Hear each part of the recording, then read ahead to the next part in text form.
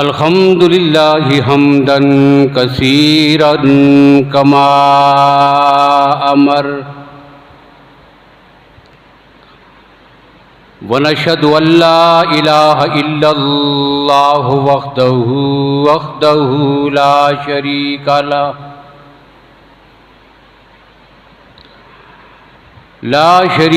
लहू फिल खल्क़ि वल अम्र इरगामल लिमन जहद बिही व कफर व नशहदु अन्ना सय्यिदना व सनदना व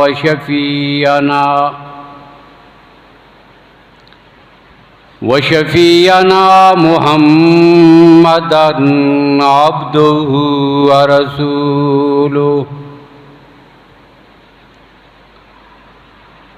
अम्मा बादु फ़अऊज़ु बिल्लाहि मिनश शैतानिर रजीम। बिस्मिल्लाहिर रहमानिर रहीम।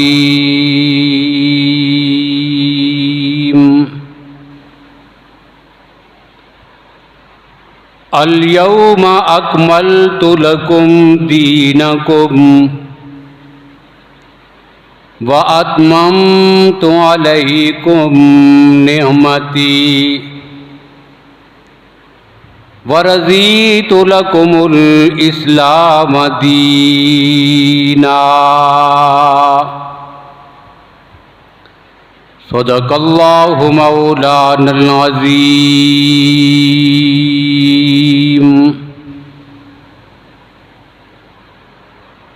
अल्लाहुम्मा सल्लि अला मुहम्मदिन व अला आलि मुहम्मद बिअददि मन क़अद व क़ाम।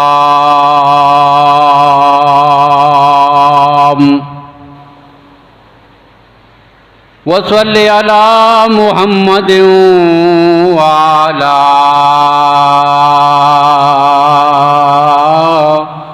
आलि मुहम्मद बिअददि मन सल्ला व साम।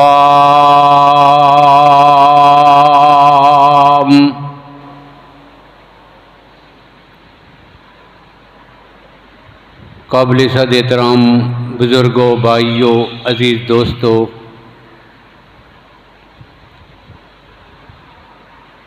माह ज़ुल्हज का आखिरी अशरा है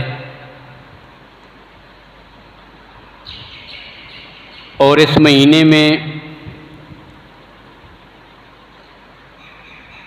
इस्लामी तारीख़ में बहुत से अहम वाक़यात पेश आए हैं, जिनमें से कुछ वाक़यात की मुनासबत से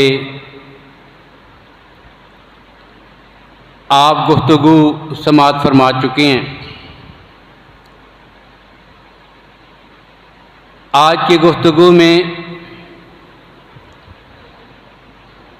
नबी अकरम सल्लल्लाहु अलैहि वसल्लम के उस तारीख़ी खुतबे का ज़िक्र किया जाएगा कि जो आप सल्लल्लाहु अलैहि वसल्लम ने हज की अदायगी के मौका पर सहाबाए किराम रज़ी अल्लाह ताला अन्हुम के सामने इरशाद फरमाया था। जब अल्लाह के नबी सल्लल्लाहु अलैहि वसल्लम हिजरत फरमा के मदीना तैयबा आ गए तो काबतुल्लाह की ज़ियारत का मौका मुयस्सर ना आ सका। सन 6 हिजरी में उम्रा के इरादा से जब निकले तो रोक लिया गया। उदैबिया के मुकाम पर सुलह हुई और उसी मौके पर बैत रिजवान हुई, जिनका जिक्र मैंने आपके सामने इख्तिसार के साथ किया था। और साथ ही ये भी बात है कि ये जो सुलह हुई, बज़ाहिर इसमें कुछ शिकें मुसलमानों को परेशान कौन नजर आईं। मसलन एक शिक ये भी थी कि अगर मुसलमानों का कोई आदमी इनसे वापस मक्का में आ जाएगा भाग कर, तो हम उसे वापस नहीं करेंगे, जबकि मक्का से हमारा कोई आदमी मुसलमान होकर इनके पास मदीने पहुंचेगा तो ये वापस करेंगे। और ठीक अजीब बात ये हुई कि अभी मुआहदा लिखा गया था और दस्तखत नहीं हुए थे। ये शिकें सारी लिखी गई हैं। मुसलमान इस साल वापस चले जाएंगे, आइंदा साल उम्रा करने के लिए आएंगे, अपने साथ किसी किस्म के कोई हथियार नहीं लाएंगे, सिर्फ एक एक तलवार होगी, वो भी उनके म्यान में होगी। ये शराइत थी। अब इन शराइत की वजह से सहाबाए किराम पहले ही परेशान थे। अब ऐसे हालात में वो जो आदमी जिसके साथ मुआहदा हो रहा था, कुफार की तरफ से वो उनका सालिस बन के आया था, अब अभी दस्तखत नहीं हुए और मुआहदा लिखा गया। अब अचानक एक सूरत हाल पेश आई। अब सूरत हाल क्या है? एक आदमी मक्का से भाग कर मदीना तैयबा में उस मौके पर सुलह हुदैबिया के मकाम पर रसूलुल्लाह के पास पहुंचाया, और हालत यह है कि वह जंजीरों के साथ जकड़ा हुआ है, हाथ पांव उसके जंजीरों के साथ बंधे हुए हैं। इसी हालत में वह जंजीरें घसीटता हुआ जख्मी हालत में कई दिनों का भूखा प्यासा वो सफर तय करके मुसलमानों के पास पहुंचाया। अब मुआहदे में क्या लिखा हुआ था कि अगर कोई आदमी मुशरिकीन मक्का में से मुसलमान होकर आ जाएगा तो आपने वापस करना है। और जो मुआहदा कर रहा था वो काफिर, ये अबू जुंदुल उसके बेटे थे, जो आए थे ना अबू जुंदुल रज़ी अल्लाह ताला अन्हु, ये उस काफिर के बेटे थे। अब वो बाप मुआहदा कर रहा है और बेटा आ गया। अब उसने मुतालबा कर दिया कि मुआहदा के मुताबिक आप मेरे बेटे को वापस कर दें। अब अल्लाह के नबी ने फरमाया भाई इसको वापस ले जाओ। अब मुसलमानों के दिल पे क्या गुजरेगी? जख्मी है, परेशान है, कितने दिनों का भूखा प्यासा है, कितनी मुशक्क़तें और मारे खा के कुफार के नरगे से निकल आया है, मुसलमानों के पास पहुंचा है। अब अपने हाथों से पकड़ के वापस करें। अब अल्लाह के नबी सल्लल्लाहु अलैहि वसल्लम ने फरमाया कि हमने जो मुआहदा किया है हम उसकी पासदारी करेंगे, हम वादे के खिलाफ नहीं करेंगे। अब चुनांचे नबी अकरम सल्लल्लाहु अलैहि वसल्लम ने उस मौके पर मुआहदा की पासदारी करते हुए अबू जुंदुल को वापस कर दिया था। यह अलग बात है कि अल्लाह ने वापसी की सूरत में अहले ईमान के लिए फतह के रास्ते खोल दिए। ये वहां से तो वापस हो गए, लेकिन रास्ते में जो है उनके हाथों से फिर अपने आप को छुड़ाकर भागकर किसी और जगह पे जा पहुंचे। अब एक तीसरा ठिकाना बन गया। मक्का से भागे, अब मदीना में भी नहीं आए, और इन्होंने अलग से अपना एक और ठिकाना बना लिया। अब जो भी कलमा पढ़ के मुसलमान वहां से भागता है वो मदीने में नहीं आता, बल्कि वो जो मफरूर हैं, जो अलग से रहने वाले वो सहाबा हैं, उनके पास। अब उनके पास एक फौज और जत्था जमा हो गया। अब मुशरिकीन मक्का की शामत आई। अब जो भी तजारत के लिए मुल्क शाम की तरफ जाता, ये वाली जो जमात थी मुजाहिदीन की, ये उनको रोक लेती थी। अब आखिरकार इतना परेशान हुए कि खुद मुतालबा किया कि जी इनको वापस ना करें, अपने पास मदीने में रखें।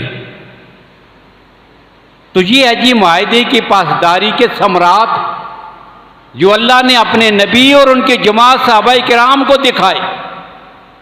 तो खैर ये तो उम्रे की बात थी।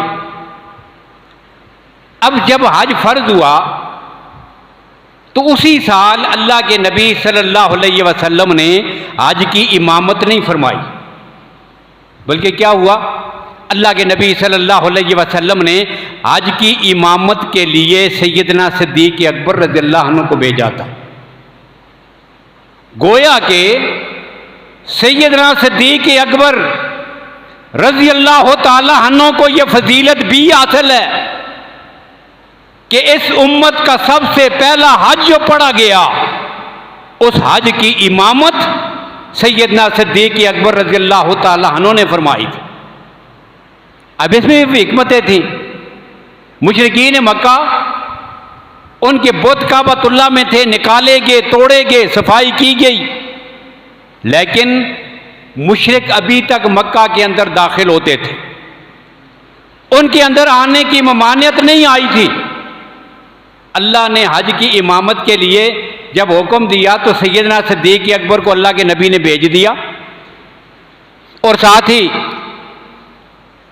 सूरह बरात, सूरह तौबा की आयात नाज़िल हुई, व अज़ानुम मिनल्लाहि व रसूलिही यौमल हज्जिल अकबर अन्नल्लाह बरीयुम मिनल मुशरिकीन व रसूलुहु इन्नमल मुशरिकून नजसुन फला यक़रबुल मस्जिदल हराम बाद आमिम हाज़ा, कि मुशरिक नापाक और गंदे और नजस हैं, आज के बाद इनको काबतुल्लाह में दाखिले की इजाज़त भी नहीं।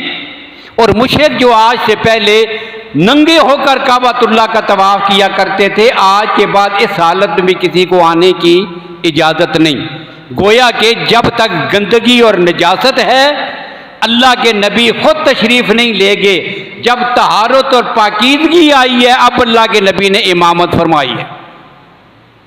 अब इसकी मिसाल बिल्कुल ऐसे ही है कि जब अल्लाह के नबी और सिद्दीक़ अकबर दोनों पहुंचे थे गार के दाने पर, पहले अंदर कौन गया था?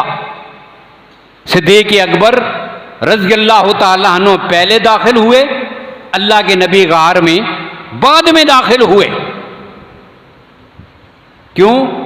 पहले जाकर अंदर से गंद को साफ किया, फिर अर्ज किया या रसूल अल्लाह अब तशरीफ लाइए।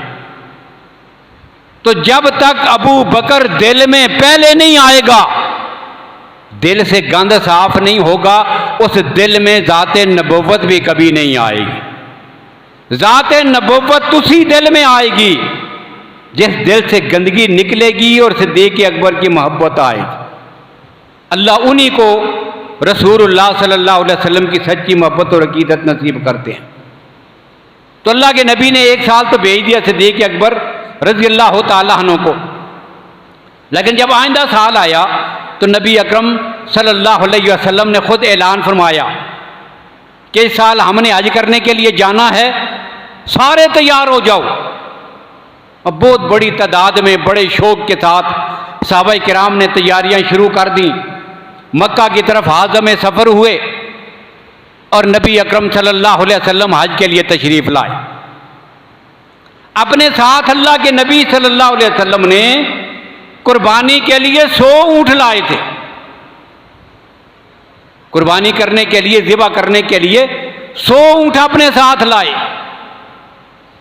अब जब नबी अकरम सल्लल्लाहु अलैहि वसल्लम तशरीफ़ लाए, काबतुल्लाह में तवाफ़ किया, मैदान अरफात में पहुंचे।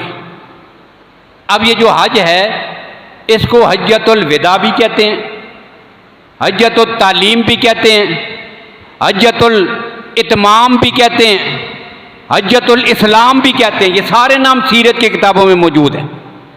क्यों? इस हज की वजह से ये सारी चीज़ें अहले ईमान को मुयस्सर आई हैं। उसी मैदान में थे, आयात नाज़िल हुई, अल यौम अकमलतु लकुम दीनकुम, आज मैंने तुम्हारे लिए तुम्हारे दीन को मुकम्मल कर दिया है। व अतममतु अलैकुम नेमती, और मेरी नेमत आज तुम पे तमाम हो गई है। इसी वजह से इस हज को हज्जतुल तमाम भी कहते हैं। अल्लाह ने अपना दीन और नेमत मुकम्मल करके अपने नबी के सपुर्द की है और अल्लाह ने वो सारे का सारा दीन अपनी उम्मत के सपुर्द किया। फिर हज्जतुल तबलीग भी कहते हैं। इस्लाम के बुनियादी असूल और ज़ाबते मुतअद्दिद खुतबात में अल्लाह के नबी ने इरशाद फरमाए। इसी मौके पर एक खुतबा जो है वो मैदान अरफात में, मस्जिद नमरा में, जो अब भी अमल है, आज के मौका का खुतबा, अल्लाह के नबी सल्लल्लाहु अलैहि वसल्लम ने एक खुतबा यहाँ पे इरशाद फरमाया। फिर नबी अकरम सल्लल्लाहु अलैहि वसल्लम ने 11 ज़िलहज को एक खुतबा एक मकाम पे और इरशाद फरमाया। तो ये मुतअद्दिद खुतबात है। और तीसरा खुतबा अल्लाह के नबी सल्लल्लाहु अलैहि वसल्लम का अक़बा के मकाम पर, वहाँ पे अल्लाह के नबी सल्लल्लाहु अलैहि वसल्लम ने खुतबा इरशाद फरमाया। अब ये जितने खुतबात हैं, इन सब के जो बुनियादी नुकात हैं वो यकसां हैं तकरीबन, सब में तकरीबन एक ही तरह की बातें, लेकिन ये खुतबा इतना अहम है और इतना जो है वो बुनियादी असूलों और ज़ाब्तों पर मुश्तमिल है कि पूरी तारीख़ इंसानी में इससे ज़्यादा जामे, इंसानी हकूक़ का हलम बरदार और इससे ज़्यादा जो है वो हकूक़ुल इबाद की तरफ मुतवज्जे करने वाला कोई मंशूर और ज़ाब्ता पूरी इंसानी तारीख़ में कहीं नहीं मिलेगा कि जो आपको इस खुतबा के नुकात में ये बातें सारी समझ आ जाएं। और यही वजह है कि आज भी पूरी दुनिया में जब भी कहीं भी और क़यामत तक इंसानी हकूक़ की बात होगी, इंसानी हकूक़ के तहफ़्फ़ुज़ के लिए मंशूर का जिक्र आएगा, हो ही नहीं सकता वो आलम कुफर ही क्यों ना हो, मजबूरन उन्हें दरे मुस्तफ़ा पे जाना पड़ेगा और लाज़मन वसीरत की किताबें खोलकर आज से 1400 साल पहले इन मकामात पर नबी अकरम सल्लल्लाहु अलैहि वसल्लम के इन खुतबात की तरफ आएंगे। ये नुकात उन्हें शामिल करने पड़ेंगे, वरना इंसानियत के हकूक़ की बात मुकम्मल हो ही नहीं सकती। अब नबी अकरम सल्लल्लाहु अलैहि वसल्लम अपनी ऊँटनी पर सवार होकर मैदान अरफात में तशरीफ़ लाए, अल्लाह की हम्दो सना बयान की और अल्लाह की हम्दो सना के बाद नबी अकरम सल्लल्लाहु अलैहि वसल्लम ने फिर वो नुकात बयान करने शुरू कर दिए।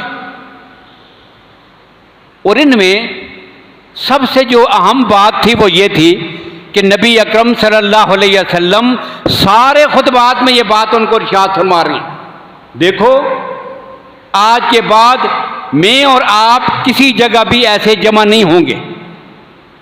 ये इकट्ठा और जमा होना, ये मुलाकात आपके साथ मेरी आखिरी मुलाकात है। आज के बाद मुझे इस तरह अपने दरमियान में नहीं देख सकोगे। गोया के बता दिया कि ये मेरा आखिरी हज है और उसके बाद हन करीब मैं आपसे जुदा हो जाऊंगा। ये बात बार बार अल्लाह के नबी सल्लल्लाहु अलैहि वसल्लम फरमा रहे, ला अदरी मा बकाई फीकुम, थोड़ा सा वक़्त है मैं तुम्हारे पास हूं, ये आखिरी नसीहतें हैं जो तुम्हारे साथ है मेरी। और फिर अल्लाह के नबी सल्लल्लाहु अलैहि वसल्लम ने पूरी दर्दमंदी के साथ वो सारे उसूल और ज़ाब्ते जिक्र किए। अब उनमें क्या है, उनमें नबी अकरम सल्लल्लाहु अलैहि वसल्लम ने हुकूकुल इबाद के हवाले से अक्सर बातें हुकूकुल इबाद के हवाले से इरशाद फरमाई। नाम पूछा कौन सा महीना है, बताया गया कि ये ज़िलहज का हुर्मत वाला महीना है। कौन सा दिन है, अरफा का दिन, हुर्मत वाला मक्का का शहर। अभी सारी हुर्मतों का जिक्र करके अल्लाह के नबी सल्लल्लाहु अलैहि वसल्लम ने फिर फरमाया था, अला इन्नल्लाह खर्रम अलैकुम दिमाकुम व अमवालकुम व आरादकुम का हुर्मत यौमिकुम हाजा फी शारिकुम हाजा फी बलदिकुम हाजा। याद रखो अल्लाह ने तुम्हारी जानें भी, तुम्हारा माल भी, तुम्हारी इज्जतें भी तुम्हारे लिए इसी तरह हुर्मत वाली बना दी हैं जिस तरह अल्लाह ने मक्का के शहर को हुर्मत वाला बनाया है, इस महीने और इस दिन को हुर्मत वाला बनाया है, अल्लाह ने तुम सब पे हराम कर दिया है कि तुम किसी की जान को नुकसान पहुंचाओ, किसी की इज्जत पे हमला करो या किसी के माल को नुकसान पहुंचाओ।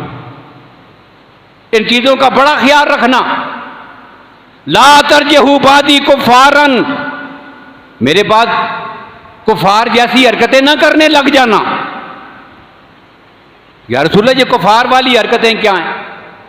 अल्लाह के नबी सल्लल्लाहु अलैहि वसल्लम ने फरमाया, आपस में एक दूसरे को कत्ल करना, ये कत्लो गारत गरी करनी, ये फसाद, ये फितना बर्पा करना, ये तो कुफार वाली हरकतें, आइंदा इनके करीब भी नहीं जाना। और फिर एक जो बड़ा ऐलान था अल्लाह के नबी सल्लल्लाहु अलैहि वसल्लम की तरफ से, और उसके लिए अल्लाह के नबी सल्लल्लाहु अलैहि वसल्लम ने अपनी ज़ात और अपने ख़ानदान को सबसे पहले पेश किया।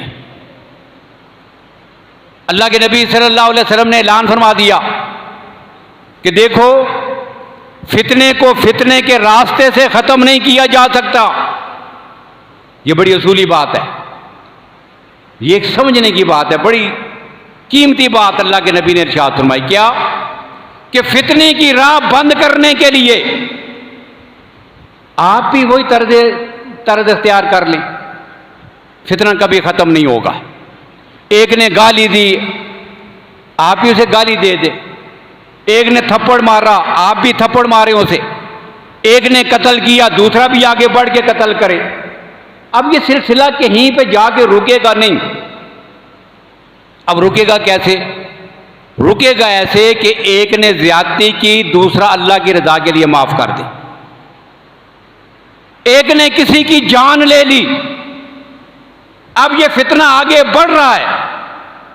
और जब अल्लाह के नबी तशरीफ लाए थे, कैसा दौर था, सदियों तक, 100 साल तक, सिर्फ इस बात पर कि तेरे ऊंट ने मेरे ऊंट से पहले पानी क्यों पी लिया है, जंग छिड़ गई।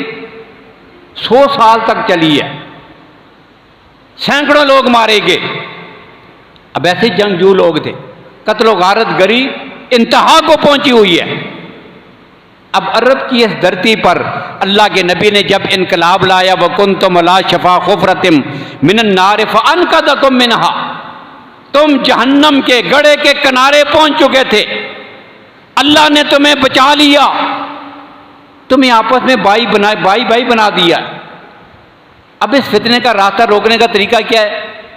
अल्लाह के नबी ने फरमाया कि आज के बाद इससे पहले जो कुछ हो चुका वो हो चुका। अब जिसका कोई आदमी कत्ल भी हुआ है, अब फितने का दरवाज़ा बंद करने के लिए मजलूम और मकतूल अल्लाह की रजा के लिए उनको माफ़ कर दे, उसके वरसा माफ़ कर दे। अब ये कोई छोटी सी बात नहीं है। एक आदमी को कहा जाए कि जी आपका आदमी कत्ल हो गया है, लेकिन क्या करें, फितना ख़त्म करना है, लिहाजा आप माफ़ कर दें।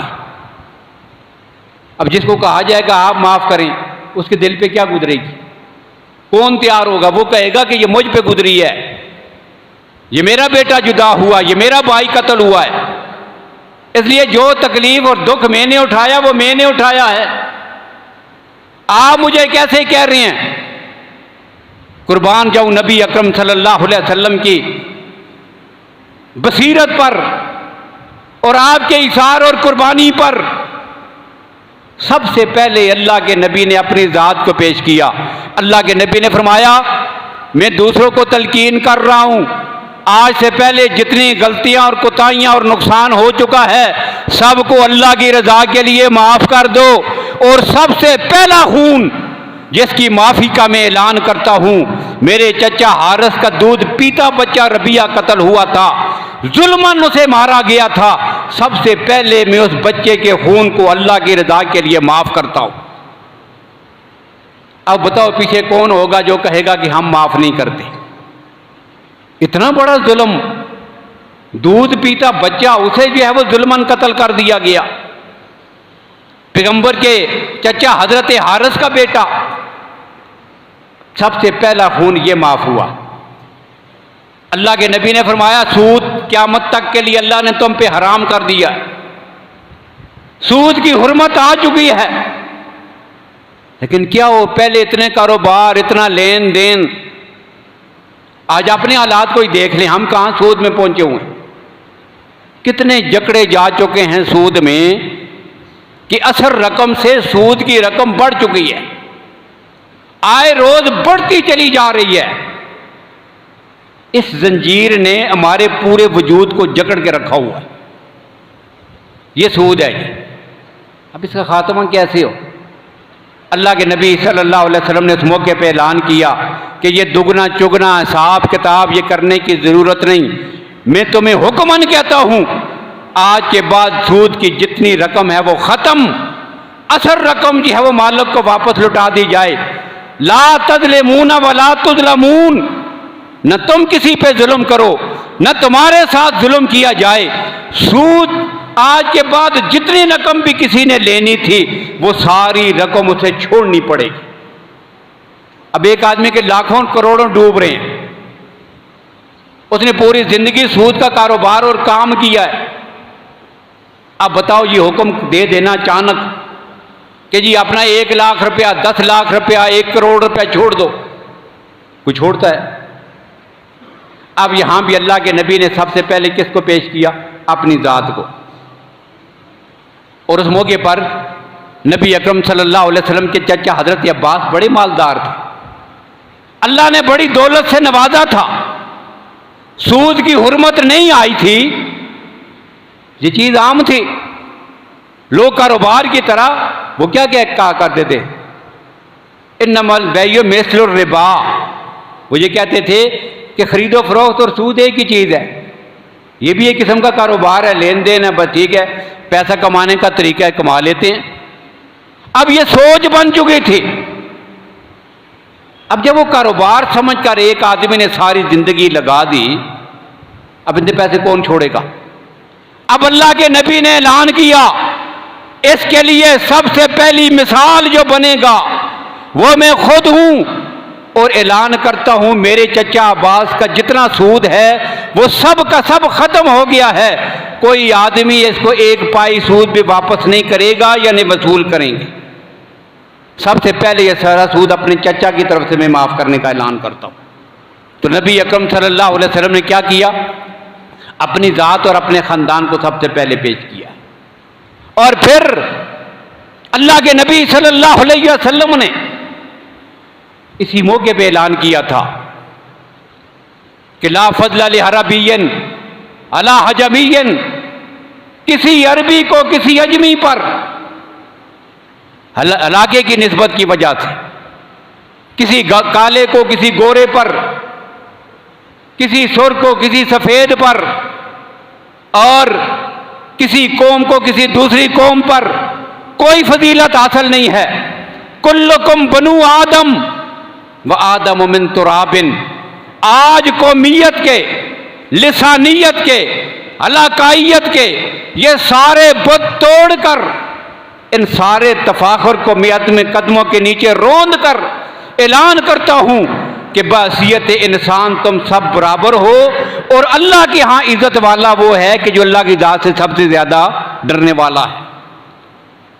इन्ना अक्रमकुम हिंदल्लाहि अतकाकुम, ये कौमियत का बुत भी अल्लाह के नबी सल्लल्लाहु अलैहि वसल्लम ने तोड़ डाला था। और यही वो बुत है कि जो हर दौर में एक नई शक्ल के साथ हमारे सामने आता है। ये फलां कौम का है, ये फलां कबीले का है, कबीलों को, कौमों को, बरादरियों को, इनको हम लेके आते हैं। फलां कौम का आदमी ऊंचा है, फलां के लोग नऊज़ुबिल्लाह कम दर्जे के होते हैं, नहीं, बैसियत इंसान सब बराबर हैं। अल्लाह के यहाँ मकाम और मर्तबा उसी का बुलंद है कि जो अल्लाह की ज़ात से ज़्यादा डरने वाला और मुत्तकी और परहेज़गार है। अल्लाह के नबी सल्लल्लाहु अलैहि वसल्लम ने अपने सहाबा, अपने आले बैत की यही तरबियत फरमाई थी। और हदीस में ये बात मौजूद है सीरत की किताबों में कि जब सैयदा फातिमा ज़हरा रज़ी अल्लाह तआला अन्हा पैगंबर की लख्त जिगर हैं, अल्लाह के नबी ने फरमाया करते थे, सैयदा फातिमा रज़ी अल्लाह अन्हा को भी मुखातब किया, अपने ख़ानदान को भी मुखातब करके कहा था, याद रखना अपने आप को जहन्नम की आग से खुद बचाना ये ना समझना कि हम पैगंबर के घराने के लोग हैं, मैं पैगंबर की बेटी हूं तो बच जाऊंगी, नहीं, ईमान और अमाल सालखा की बदौलत बच सकोगे। अपने आप को जहन्नम से बचाने की फिक्र खुद करना। और यही वजह थी, अल्लाह सिखाना चाहते थे उम्मत को। जब रसूलुल्लाह सल्लल्लाहु अलैहि वसल्लम की रहलत के 6 महीने के बाद सैयदा फातिमा ज़हरा रज़ी अल्लाह तआला अन्हा की वफ़ात हो गई। अल्लाह के नबी दुनिया से तशरीफ़ ले गए। सैयदा फातिमा रज़ी अल्लाह अन्हा इस सदमे की वजह से इंतहाई परेशान है, और इतनी परेशान और दुखी हैं कि बीमार पड़ गई, बिस्तर के साथ लग गई। 6 महीने इसी हालत में रहीं और फिर आपकी वफ़ात हो गई। और यही वो दौर था कि जब सैयदा फातिमा रज़ी अल्लाह अन्हा ने वो तरीक़ी जुमले कहे थे, सुब्बत अलैया मसाइबुन लौ अन्नहा, सुब्बत अलैया मसाइबुन लौ अन्नहा सुब्बत अलल अय्याम सिरन लयालिया, कि मेरे आका आपके जाने की वजह से मुझ पे इतने दुख पड़े हैं, अगर उन दुखों को दिन पे डाल दिया जाए तो दिन से रात हो जाए। आपकी जुदाई ने बड़ा सदमा पहुंचाया है। अब 6 महीने के बाद आपकी वफात हो गई। अब सारे सहाबा परेशान।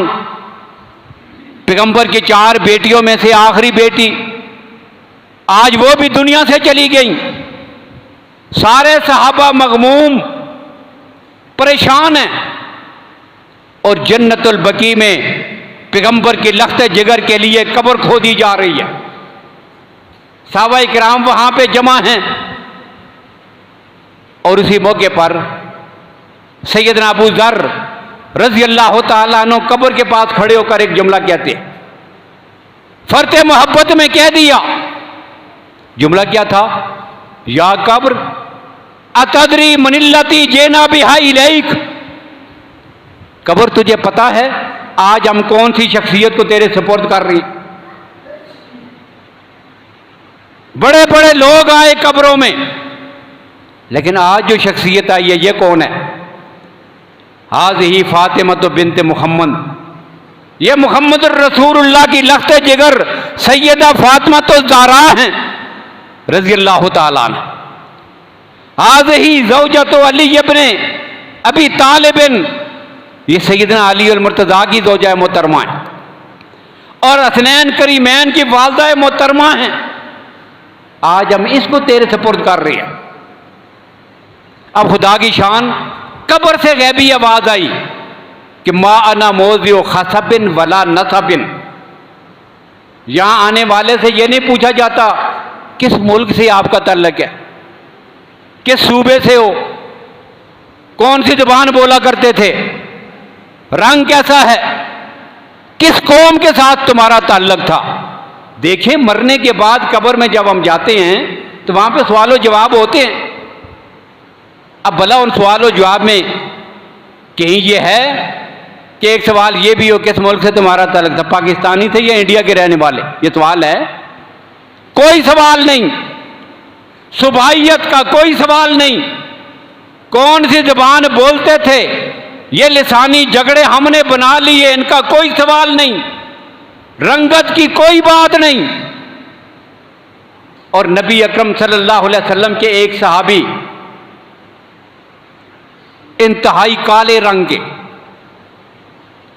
इंतहाई काले सहाबी, काला रंग है उस आदमी का। एक दिन यही काले रंग का आदमी रसूलुल्लाह सल्लल्लाहु अलैहि वसल्लम के पास पहुंचा,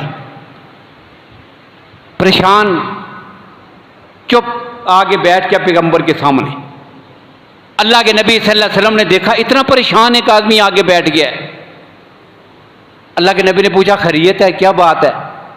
कहते हैं, जी बस परेशान हूं एक बात की वजह से, मेरा दिल करता है कि मैं आपका कलमा पढ़ूं।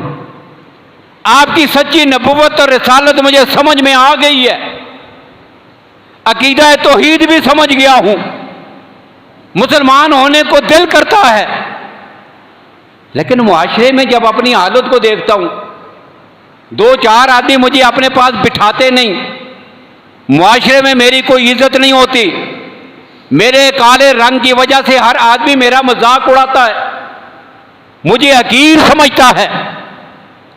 अब जब कलमा पढ़ने का इरादा करता हूं तो यही बातें मेरे जहन में आती हैं। अगर मैंने कलमा पढ़ लिया तो आखिरत में मेरे साथ यही सलूक होगा, मुझे जन्नत में जाने से रोक दिया जाएगा। आखिरत की कामयाबी के दरवाजे भी मेरे लिए बंद होंगे जिस तरह दुनिया वालों के दरवाजे बंद। अल्लाह के नबी सल्लल्लाहु अलैहि वसल्लम की बात सुन के मुस्कुराने लगे। फरमाया, वाब कलमा पढ़ लो, कलमा पढ़ लीजिए, मैं तुम्हें जमानत देता हूं कि तुझे जन्नत में जाने से कोई नहीं रोक सकता। उस साहबी ने कलमा पढ़ा और खुशी खुशी उठ के चला गया, मुसलमान हो गया। चंद दिनों के बाद वो फिर आया, अब फिर पहले की तरह परेशान। अल्लाह के नबी ने पूछा, खैरियत आज फिर आ गए हो, क्या मसला है? कहता है, या रसूल अल्लाह, आखिरत का मसला तो आपने हल कर दिया, दुनिया का मसला फिर भी बाकी है। मैं शादी करना चाहता हूं, कोई आदमी मुझे रिश्ता देने के लिए तैयार नहीं, मेरे काले रंग की वजह से। अल्लाह के नबी सल्लल्लाहु अलैहि वसल्लम ने एक बड़े कबीले के सरदार के पास मुझे भेज दिया, जाओ जाके उसे कहो अपनी बेटी का रिश्ता तुम्हें दे दे। हैरान हुआ, इतनी काली रंगत और इतने बड़े कबीले के सरदार के पास, वो मुझे रिश्ता देंगे? लेकिन चला गया, जाके बात की, दरवाजा खटखटाया। जैसे ही बात की वो आदमी गुस्से के साथ उन्हें वापस करने लगा तो बेटी ने कहा, इससे पूछो तो सही, इसे भेजा किसने है? अब उससे सवाल हुआ, उसने कहा, जी मुझे अल्लाह के नबी ने भेजा है। अब उन्होंने कहा कि ठीक, जब अल्लाह के नबी ने भेजा है तो उनके कहने के मुताबिक हमें ये रिश्ता मंजूर है, जाओ जाके तैयारी करो। अब ये आदमी वापस खुशी खुशी आया, अब अपनी शादी के लिए सामान खरीदने के लिए बाजार में पहुंचा। अब वहां पे जिहाद की आवाज लगी हुई थी, निकलो अल्लाह के रास्ते में, इनफिरू खिफाफन व सिकालन व जाहिदू बिअमवालिकुम व अनफुसिकुम फी सबीलिल्लाह। जिहाद की आवाज है। अब इसने शादी का इरादा तर्क किया, जो पैसे साथ लेके आया था, जिहाद के लिए सामान खरीदा और मैदान जिहाद में जा निकला। अपने आप को ढांपा हुआ, चेहरा भी छुपाया हुआ, सिर्फ आंखें नजर आ रही हैं, हाथ नजर आते हैं और आंखें नजर आती हैं, बाकी पूरा जिस्म जो है वो ढांपा हुआ, तलवार हाथ में पकड़े हुए बड़ी जुर्रत के साथ एक आदमी मैदान जिहाद में लड़ रहा है। अब जोर की जंग जारी है, लड़ता है। एक दफा फिर के आया, दूसरी दफा घूम के आया। अब अल्लाह के नबी सल्लल्लाहु अलैहि वसल्लम की नजर पड़ गई उसके काले हाथों पर। अल्लाह के नबी ने काले हाथों को देख के पहचान लिया कि ये मेरा वही सहाबी है, हजरत साद असवद है, ये वही मेरा सहाबी है। अब आवाज दी अल्लाह के नबी ने, इधर आ जाओ, साद इधर आओ। लेकिन वो जज्बा जिहाद में इतना आगे बढ़ा हुआ था, उसे कोई आवाज सुनाई नहीं दी। आगे बढ़ता रहा, मैदान जिहाद में लड़ता रहा, यहां तक कि जख्मी होकर जमीन पे गिरा। अल्लाह के नबी करीब तशरीफ ले गए, उसके सर को उठा के अल्लाह के नबी ने अपनी गोद में रखा। कितनी इज्जत अता की है काले रंग के साद को अल्लाह के नबी ने, और अल्लाह ने कितना मकाम दिया है। ये इस्लाम अता करता है। इसने रंग और नस्ल के तफरके मिटाए हैं। अल्लाह के नबी ने उसकी गोद अपने सर में रख, अब तक सर अपनी गोद में रख कर, और देखते ही देखते उसकी रूह निकल गई। अल्लाह के नबी ने फरमाया, मेरे साथ कबीला बनु वाब की औरत से ज्यादा अल्लाह ने बेहतरीन हूरों के साथ जन्नत में तेरा निकाह कर दिया है। तो अल्लाह के नबी ने ये सारे रंग और नस्ल के तफरके मिटाए हैं। और खुतबा हिज्जतुल वदा में भी अल्लाह के नबी ने यह ऐलान किया था, ला फज़्ल लिहरबिय्यन अला हजमिय्यन वला लिहजमिय्यन अला हरबिय्यन वला अखमरा अल अस्वद इल्ला बित्तक़वा कुल्लुकुम बनु आदम व आदम मिन तुराबिन। तो ये वो खुतबा है नबी अकरम सल्लल्लाहु अलैहि वसल्लम का, जो इंसानी हकूक़ के लिए क़यामत तक के लिए एक बैनुल अक़वामी मंशूर के तौर पर पूरी दुनिया में याद रखा जाएगा। इसकी बाकी जो शिक्के हैं और इसमें जो है वो अहम नुकात हैं, इंशाअल्लाह उस पर फिर बात होगी। अल्लाह ताला हमें नबी अकरम सल्लल्लाहु अलैहि वसल्लम की मुक़द्दस तालीमात को समझने की, इनको अपनाने की तौफ़ीक नसीब फरमाएँ। व आखिरु दावाना अनिल हम्दुलिल्लाहि रब्बिल आलमीन।